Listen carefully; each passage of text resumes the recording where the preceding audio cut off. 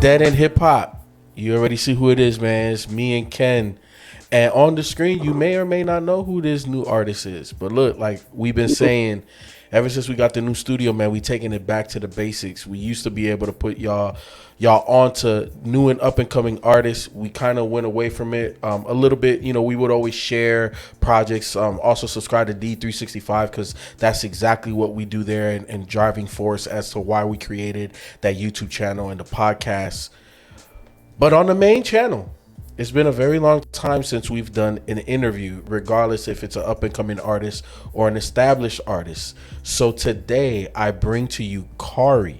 He hails from Cincinnati, Ohio.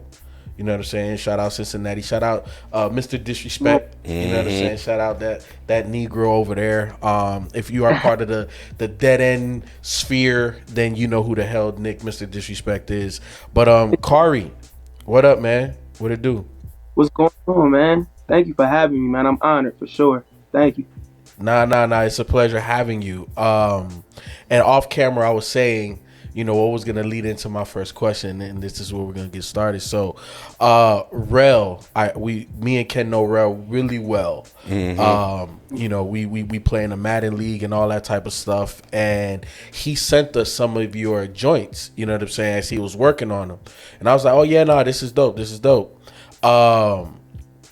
Fast forward, I got the invite to your private listening session for the project. I know you had DJ High Tech and a couple of other Cincinnati legends in there. You know what I'm saying? Shout out to everybody that was in there. And after the fact, you know, Rel hit me up, and Jesse was telling me, your manager, like, yo, like KHARI's a big fan of Dead End, like, you know what I'm saying? Like, I didn't know, you know what I'm saying? He said that, like, you was kind of freaking out a little bit, like when I jumped in the chat. And Ken, we jumped in on, I want to say it was Teams, whatever the Microsoft one is. Yeah, Microsoft Teams. Yeah.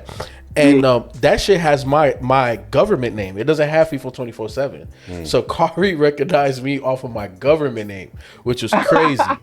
You know what I'm saying? That's number one. Number two, after the whole listening session and everything, me and Jesse was talking and figuring out, you know, how we can help you with some marketing and promo for your project, Color People Time. And it was something he told me, and I said, nah, fuck, scrap all of this little stuff. Like, we're gonna press the button. And essentially he told me that you're a teacher, and you know, you went into not the worst school like in the district, but the worst school in the state. And what you did was you turned the literacy rate from a negative, like I think he said it was like negative 38% literacy rate in the entire school, to a positive like 120 something percent rate because of music. So that's where I want you to start. Like, how the hell did you do that? Man, you know, so it was like my first year as a teacher. And mind you, I never thought I was going to be a teacher at all. You know, I was doing my music. I finished up college. I just finished up school. And I'm like, I'm trying to hit the road with my music now because I'm done with school. And then I started working inside of a school just as like a teacher assistant. And one of the principals, or the principal there, told me like, yo, you got a connection with these students. You need to go back to school, get your master's, because I only had a bachelor in business. I didn't have no type of educational, you know, background when it come to college. So I went back, did my 2 years of graduate school, got my master's in education, went into the classroom, and then when I got there, it's like in the neighborhood, one of the neighborhoods that I lived in before too. So it was kind of like my way of like, dang, this is full circle, you know what I mean? Full circle moment for me.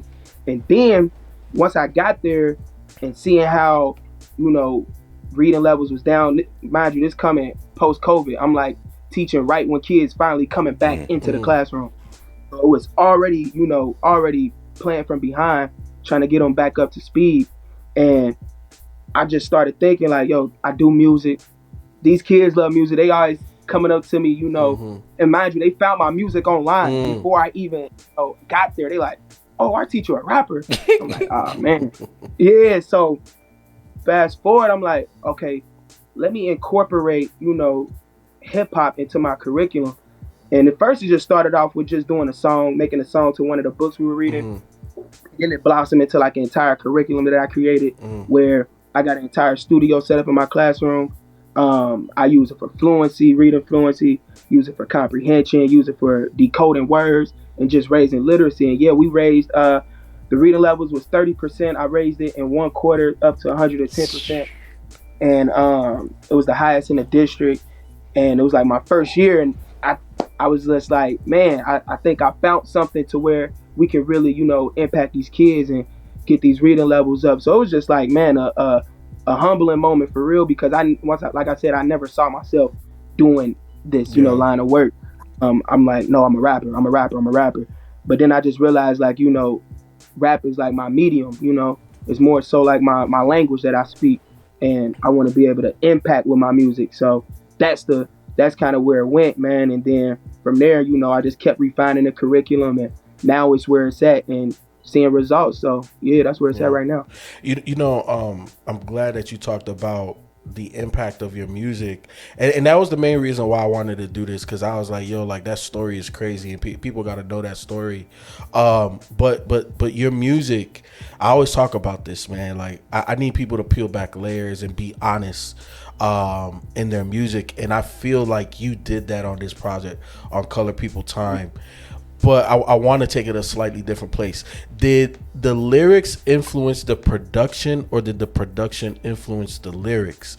Because, we reviewed a couple of projects lately where I feel like the Tyler the Creator project, where I felt, like he's elevated to composer, where every little thing, every little nuance felt like it was touched and massaged by Tyler for a specific reason.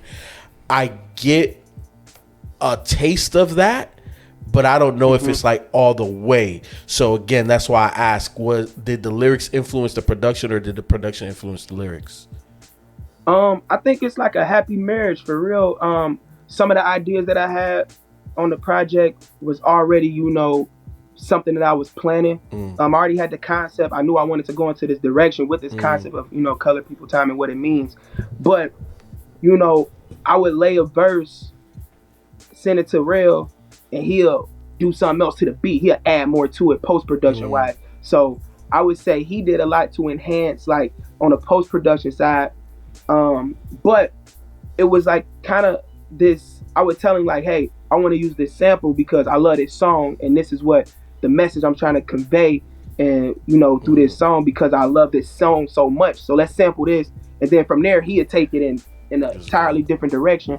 But I knew going into the project, I wanted it to be aggressive. I wanted it to be hard hitting. I wanted it to be soul based, because of, Color People Time. I wanted to feel black. I wanted to feel, that energy that we got when it comes to just our culture. So yeah, I would say it's a little bit of both. A happy marriage between, both sides. Yeah. Did you start with the songs first, or the concept, or the title first? I started with the concept, the title first. Okay. So I knew I worked backwards a little bit with this project. And that was the first time I actually done that with a project that I've done. I worked backwards. I had the concept. I'm like, I know I want to talk about this. And then from there, like, all the different ideas started to, kind of form and take shape. That's what's up. I feel like, the first tracks, especially like the intro, I think you set the tone really well. But I'm not gonna front, bro. It wasn't. My first listen of this project was on the headphones. The second one, I bumped it in the whip. And when I hit Django, I was like, bro, what the fuck is this nigga doing, bro? This nigga, he done lost his goddamn mind, bro. He named this shit Django. This shit hit hard as hell. Like, you know what I'm saying? Like, I feel like from Django on, and again, not disrespecting none of the records before Django, but Django, like, in the car, that shit hit different, bro. So like again, like, to me, do you feel that you are defining what Cincinnati sound is? Because there haven't been a lot of names out of Cincinnati. You know what I'm saying? So are you defining a sound, or would you say that you're just kind of taking on, because you double time a lot, you know what I'm saying? Yeah. Like, is this just a Midwest thing, or are you defining Cincinnati sound? Man, it's funny because I was just having this conversation with D. Angeletti, the producer that worked with a bunch of guys. Man, he was in our city, and he was saying like, Cincinnati, y'all don't have a sound. Y'all don't have a sound. And much respect to the legend, man, but I totally disagree with him. And I was like, we do have a sound. I just think what it is right now, we're not, it's not being pushed to the forefront to the point where, everyone can see it. And so to your point, like, I feel like I am in a sense, but I can't say I'm the only one doing that because, I got homies, I got people in the scene that I am that's, that's embracing that sound. And I think our sound is this soulful, we the land of the funk and soul. Like G-Funk comes from Ohio, you know what I mean? And that sound, you got Ohio Players, Isley Brothers, all these guys is from my area. So I take that influence because just growing up in the house with my grandparents, with my parents, listening to the oldies, I'm just like an old soul when it comes to that. So I think I am defining the sound in a sense, or at least just putting it to the forefront, shining the light on it, being on certain stages that I've been on. So I think it's important for me to do that and stay true to my sound. And also when it comes to my flow, my cadence, I take pride in, being able to switch it up and be versatile. But I'm also a very like just hyper person. So I'm like, I rap really fast at times, but I take pride in the versatility as well, man. But I think that is like just being a product of the Midwest, growing up listening to, Twista and all these guys that can, really flip words and bend words. Eminem, up in Detroit, not too far from us. So yeah, I think I'm just a product of, what I'm around and what I grew up listening to. Yeah, you talking about your cadence, man. Like I feel Ken, correct me if I'm wrong, but he feels like pretty polished. Yeah. I noticed definitely a lot of aggression here on, especially some of the latter part of the records. Django was one, which I'm not a fan of that movie, but I know a lot of people love Django, but I think it's, but nevertheless, I think the sound thing is interesting because High Tech is from there. And one of my favorite producers, the Isley Brothers, correct? Is he from Runaway? Yeah, one of my favorite soul groups, of all time. So, yeah, but in terms of rappers, like I don't, I'm trying to think of like who would be that guy? Because you said it's not being pushed, and I think that you have the talent, you have the skill set, the production here on this album is solid. So I think there's definitely an opportunity to be one of the faces or the new up and coming faces, out of Cincinnati to kind of break out. So, and I think with this particular album, there's a lot of accessibility on it too, that people can relate to. So, So yeah. How's the city receiving you? Man, amazing. I love my city, and I put a lot of work in too, I would say, in the last 5 years here, just putting my foot to the ground, performing when I first started out here in 2018, I performed at every open mic, Monday through Friday. I was outside just performing, getting my shots up, getting my rec in, and just building my brand and just talking to people, networking. So my city is behind me, man. So that's a blessing because I think, within our ecosystem here, a lot of people like to say Cincinnati don't support their own, but I feel like we in a position now where I feel very much supported by my city. I got a strong following here, and I know if I'm putting something on, people gonna come out and show out for me. So, well, it helps to not be whack. Yeah, it starts there. That's number one. Yeah. Yeah, maybe them other guys weren't that good that the city didn't get behind. Maybe that's what that is, because I don't know who they are, but they ain't came across my. What's the goal with this project in terms of getting it out there? You know what I'm saying? Obviously, I believe in you as not only as an artist but as a person. So that really compelled me to be like, yo, like, we got to interview him. We got to do whatever we can. Because I feel like, I'm the one that always talks about hip hop needs balance. And this is the person I be talking about, Ken. Like he could be on the radio, but he has a message. Like it's deep. Like what I took away primarily from the project, bro, is like it's deeper than rap. Like it's really deeper than rap, you know. And I feel like you're talking. You know, you talked about it being soulful. I feel like you're talking to people's souls on this. You know what I'm saying? But that's if you're listening. If you just hear it, oh, this nigga can rap. Oh, the beats is nice.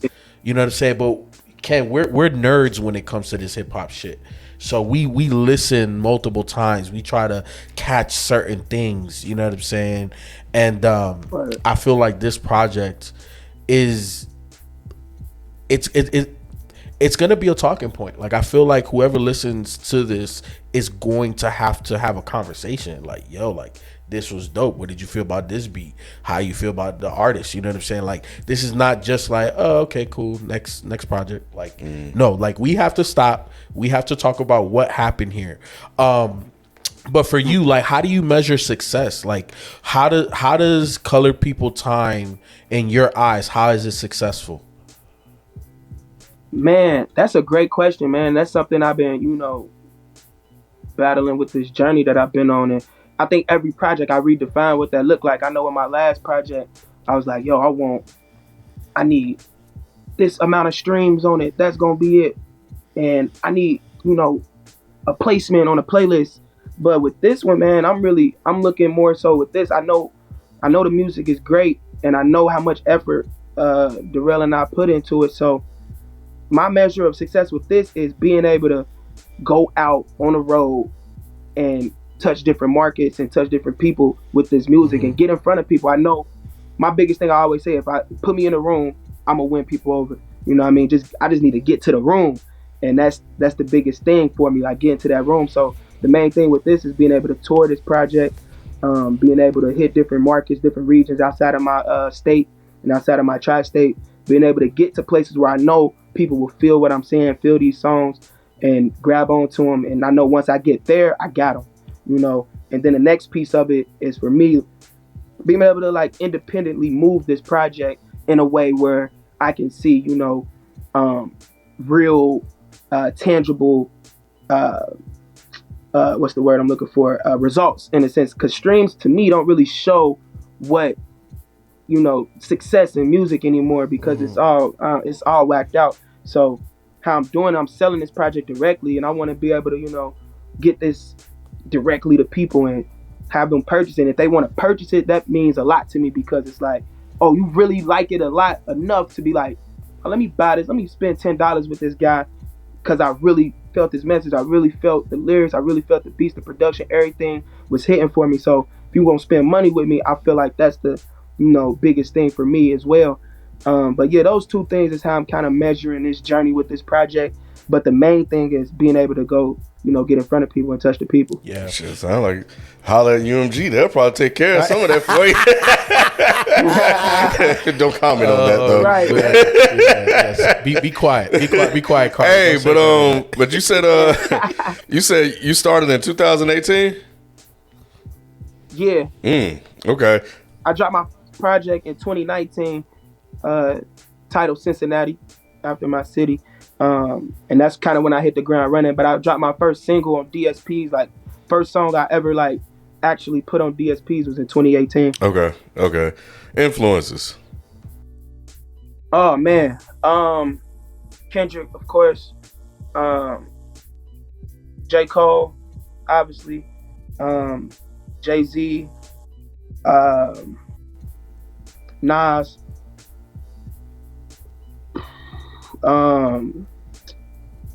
Messy Marv out in the Bay. Shout out to my dad.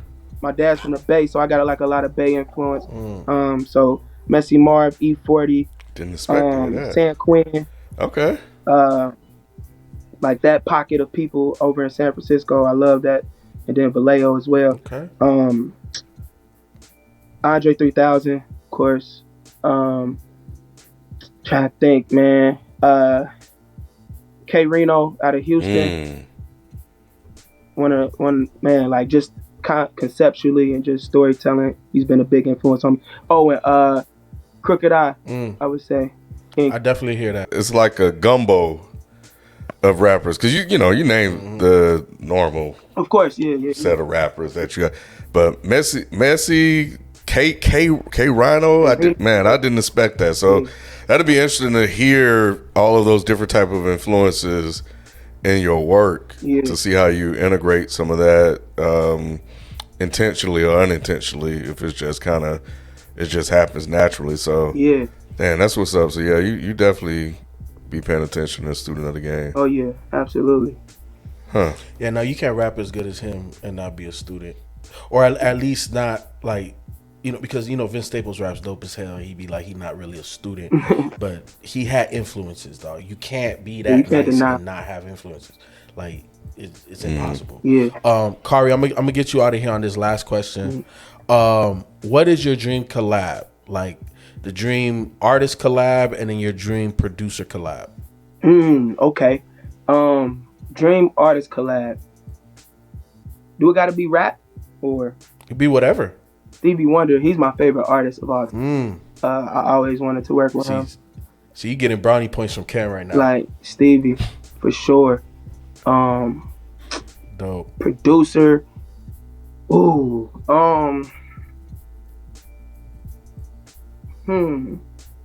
Honestly, Cole. I love hear that. I love Cole's. I love the evolution of his production, I would say. And how tighter it's gotten, and just just better over the years. So Cole, because I think we would have dope conversation too, and I think that's the biggest part of production too. Just the conversation before you even make the song. So definitely Cole, man. Yeah, that connection piece goes a long way with creating a masterpiece. Yeah. You know what I'm saying? So we kind of been there, done that. We put together some projects. So I'm not going to call myself no rapper, because I'm not, but I know the effort that it takes from planning it to being in the middle of it, and then after it's been recorded. Yeah. All of them steps, it's a lot. So I'm glad that you're toward the, I would say, almost like the middle part of the journey with Color People Time, because it's just the beginning. You know what I'm saying? You got to get the visuals out. Obviously you got to do your promo run. So that's part of what we're doing now. And then like you said, you got to go perform it. So the grind is not over. It's literally just starting for you. Yeah, and I love every part of it, man. This is fun, man. It's the fun part, for real. That's what's up. So, So, tell the people when the album is dropping and where they can get it. Yeah, so the album will be dropping this Black Friday, November 29th, on Bandcamp only, for people to purchase directly, from me, from the artist. And then it will be releasing on DSPs December 6th officially. So that'll be the following Friday. That's what's up. That's what's up, man. Nice. Look, let everybody know, where they can find you on social medias and all of that. And then yeah, everywhere. IG, Twitter, it's the same thing. KHARI BTB. That's KHARI BTB. YouTube, the same thing. And what else I be on? I don't really be on TikTok for real, but yeah, IG, Twitter, you can find me. That's what's up. That's what's up. Hey, look, man. Everybody watching, listening. Become a patron, become a Dead Hip Hop patron, because if you missed it live, we're doing a listening session of KHARI's new album, Color People Time. So if you missed it live, you didn't catch it on the Twitter, you didn't catch it on the Twitch, you know what I'm saying, become a patron. That's what we're gonna have to replay. So KHARI, thank you for your time. All the best wishes to you with this album. I definitely think it's dope. And yeah, man, appreciate you, man. Man, much love to y'all, man. Thank you. Yes, sir, man. We'll catch you. No. Peace. Peace.